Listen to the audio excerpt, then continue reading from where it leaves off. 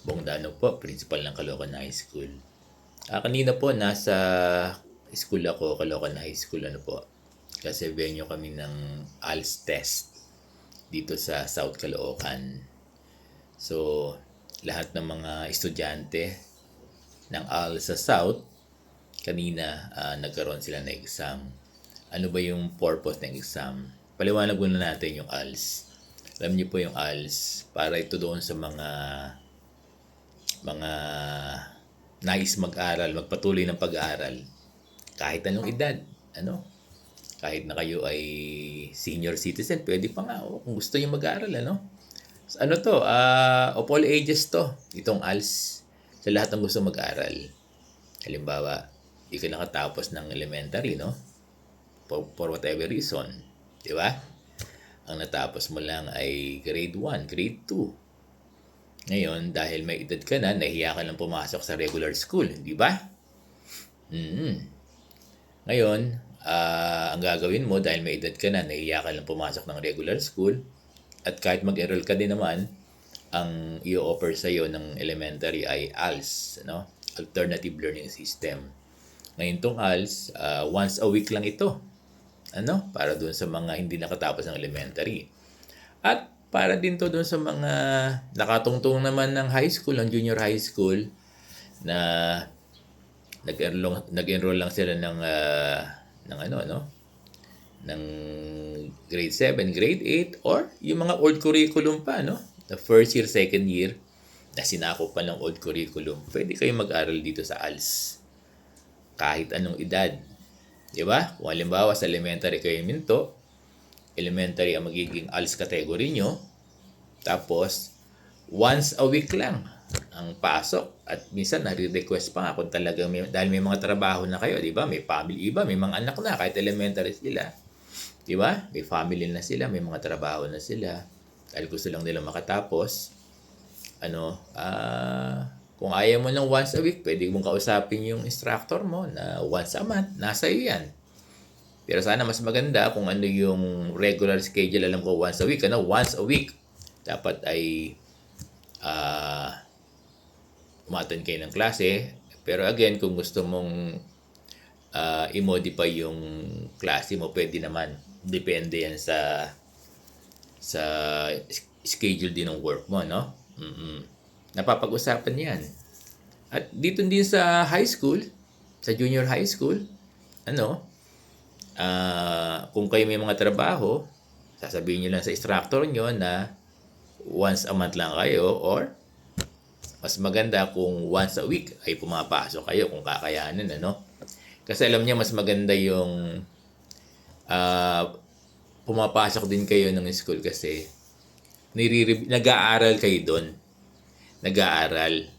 Para din kayo ma-attend ng review center. Di ba? Ngayon pag ready na kayo, no, for the exam, katulad yan kanina, nagkaroon ng exam.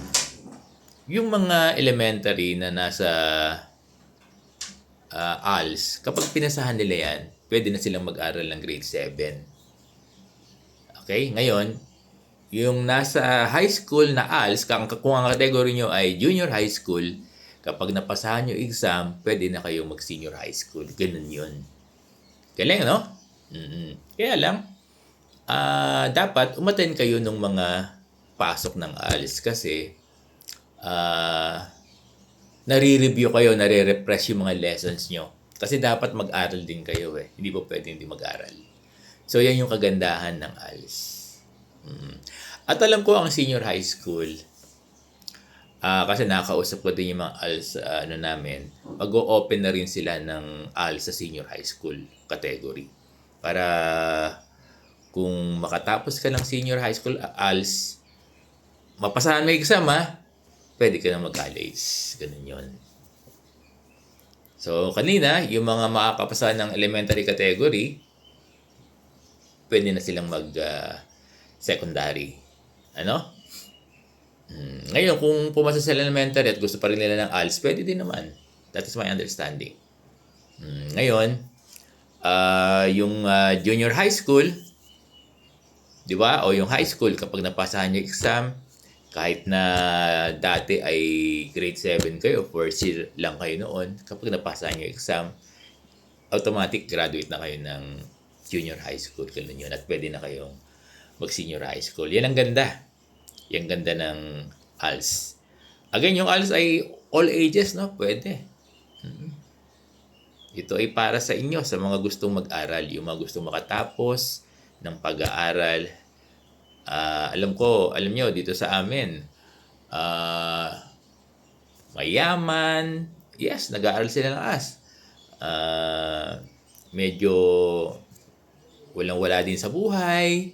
Lahat din lahat ng mga bata nag-aaral dito. 'Di ba? Oo, may mga yung iba stable na sa trabaho. Yes. Meron nga kami estudyante, parang ang yaman-yaman talaga, daming business. Pero gusto pa niya mag-aral. Ganun. Kaya yung ALS ay para sa lahat ito. No? Para sa lahat. All ages, kay mayaman, kay mahirap. Napakaganda ng ALS. No, para doon sa mga estudyante na nagkaroon na ng age, ng edad. Dahil nakalimutan na nilang mag-aral dahil probably naging busy sila, mas inuna nila yung trabaho, no? So, ini-encourage natin yung lahat na gustong pumasok ng ALS program, pwede kayo. Sa Caloocan High School meron. At kahit sa mga barangay meron yan. Buong Pilipinas yan. Buong Pilipinas, magtanong lang kayo sa mga public schools. Meron yan siguradong ALS. Kung wala silang ALS, sasabihin nila kung saang school merong ALS. Ano?